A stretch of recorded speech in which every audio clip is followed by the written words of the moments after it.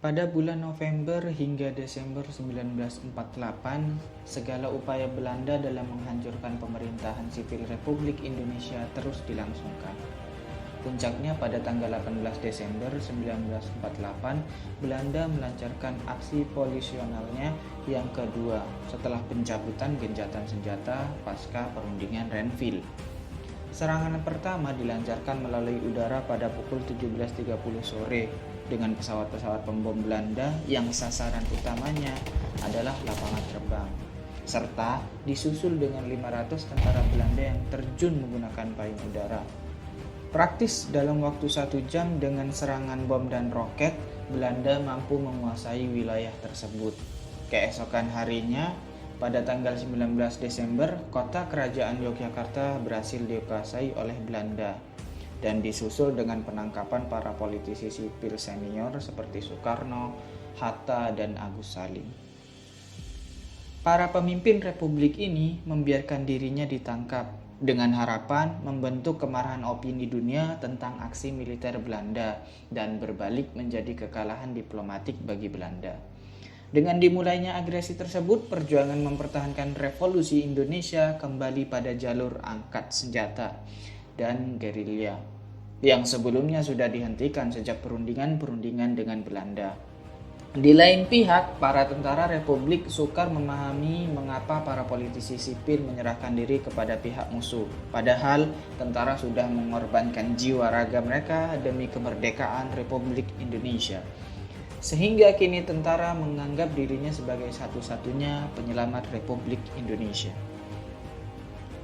Di tengah kekacauan yang dilahirkan oleh agresi militer Belanda, pemerintah Indonesia di bawah Kabinet Hatta tidak mampu sepenuhnya menyelesaikan persoalan-persoalan yang terjadi 3 bulan sebelumnya yang mewarnai jalannya revolusi, yaitu peristiwa Madiun yang pecah pada pertengahan September 1948. Diawali dengan kepulangan Musso dari Uni Soviet pada 11 Agustus 1948 yang telah banyak membawa semangat Stalinis untuk diterapkan di Indonesia. Program pertama Musso adalah reorganisasi PKI dengan sebutan Jalan Baru, di mana partai mengutuk keras perundingan-perundingan yang dilakukan oleh pemerintahan sipil terhadap musuh yang hasilnya lebih menguntungkan pihak musuh. Musso mengajak seluruh elemen masyarakat untuk mendukung program-program Moskow yang anti-imperialis Amerika dan Belanda dan diterapkan di Indonesia. PKI menolak perundingan Linggarjati dan Renville dan merongrong pemerintah mengambil sikap tegas untuk mengangkat senjata melawan pihak musuh. Di dalam tubuh tentara juga mengalami pertentangan-pertentangan yang menyebabkan dualisme kepemimpinan. Segera, Hatta mengambil sikap untuk mereorganisasi dan rasionalisasi tentara Indonesia yang jumlahnya cukup besar.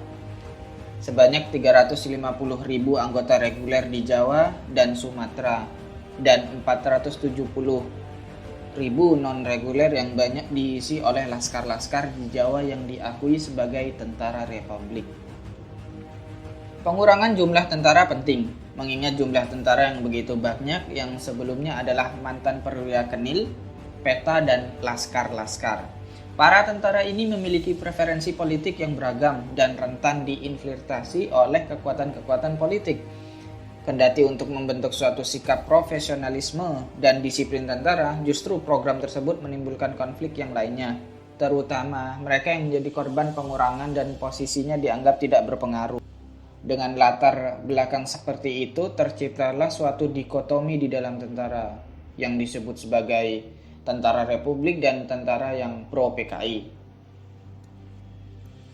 Ketegangan-ketegangan di dalam tubuh TNI dan agitasi musuh yang beroposisi pada pemerintah telah meningkatkan eskalasi suhu politik menuju konfrontasi terbuka. Sejak terbunuhnya Kolonel Sutarto, suasana di Solo menjadi cukup tegang. Ditambah di kota tersebut terdapat banyak pasukan-pasukan dengan aliran politik yang beragam. Disusul dengan menghilangnya 5 perwira AD yang merupakan anggota PKI pada 17 September dan 2 hari berikutnya, 2 dari perwira tinggi lainnya yang pro PKI juga menghilang. Kemungkinan besar orang-orang ini menghilang sebagai upaya pemerintah untuk mendemobilisasi pasukan-pasukan yang berlebih, serta serangan pemerintah untuk memotong kekuatan militer PKI. Setelah kejadian-kejadian itu, Letkol Suwadi, pengganti Kolonel Sutarto, menuduh divisi Siliwangi yang sejak Februari 1948 hijrah dari Jawa Barat ke Solo sebagai dalang di balik serangkaian penculikan para perwiranya. Ia mengeluarkan ultimatum kepada Siliwangi untuk segera mengembalikan pasukan yang diculik sebelum pukul 14.00 siang tanggal 13 September. Ultimatum itu tidak diindahkan sesuai jam yang sudah disampaikan Suwadi. Akhirnya, Laskar Pesindo yang pro PKI menculik Dr. Muwardi, Ketua Barisan Benteng, serta Ketua GRR dan para anggotanya. Dalam suasana yang tegang dan para pasukan-pasukan ini mudah terbawa arus politik dan menuju pada clash yang terbuka.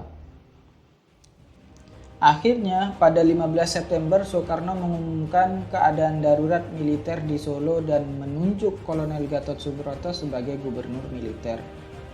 Di hari yang sama, Jenderal Besar Sudirman mengirim bala tentara sebanyak 3.000 prajurit Siliwangi ke Surakarta. Peristiwa-peristiwa yang terjadi di Surakarta tentunya membuat khawatir di markas besar militer yang pro PKI di Madiun. Dan pada akhirnya mereka mengambil prakarsa mandiri tanpa komando dari pusat untuk melakukan tahap-tahap revolusioner sesuai strategi PKI. Setelah mengkonsolidasi unit-unit pasukan dan organisasi pro PKI, akhirnya revolusi dimulai pada pukul 3 pagi 18 September 1948 dengan merebut kantor-kantor strategis pemerintahan. Sumarsono dan Djoko Soejarno sebagai pemimpin operasi tersebut dengan cepat merebut kantor-kantor pemerintahan daerah, saluran telepon, dan markas besar tentara. Akibat kudeta di Madiun, jelas tidak punya pilihan lain bagi Musso untuk ikut serta dalam revolusioner tersebut. Merespon kekisruhan yang melanda republiknya, Soekarno memberi pidato yang disiarkan pada 19 September jam 10 malam, dengan nada yang kecewa terhadap kawan lawannya, Musso yang melakukan kudeta dengan mendirikan negara Soviet. Soekarno memberi pilihan kepada rakyat untuk ikut dengannya bersama Hatta, yaitu untuk Indonesia merdeka, atau ikut negara Soviet bentukan PKI Musso.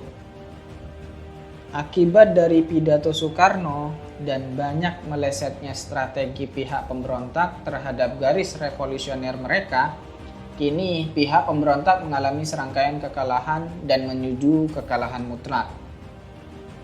Madiun berhasil dibebaskan dari pihak pemberontak pada tanggal 30 September 1948. Selanjutnya, pemerintah melakukan pengejaran terhadap pimpinan pemberontak. Pengembaraan pimpinan pemberontak berupaya untuk menghindari konfrontasi langsung dengan pasukan pemerintah. Mereka kini berpencar dan menentukan nasib masing-masing. Akhirnya Musso tertangkap pada 31 Oktober. Ia ditembak mati, mayatnya dibawa ke Ponorogo untuk dipertontonkan dan dibakar. Di lain pihak, Amir Syarifuddin bertahan sampai November dan tertangkap pada 28 November.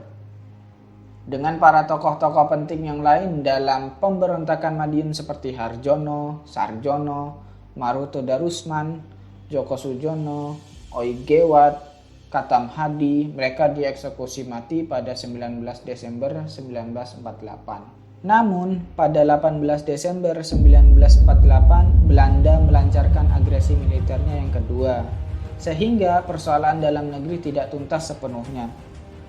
Tokoh-tokoh pemberontak yang lain seperti Setiaji, Sumarsono, dan Wikana tidak pernah tertangkap. PKI sebagai partai tetap legal dan masih banyak memiliki pengikutnya. Kader-kader muda PKI sekaliber DN Aidit, Nyoto, dan MH Lukman dapat meloloskan diri ke Vietnam. Dan setelah 2 tahun peristiwa Madiun, kader-kader muda ini merehabilitasi partai dan membawa kesuksesan besar dalam pemilu 1955 dan menjadi partner politik Soekarno sampai tahun 1965.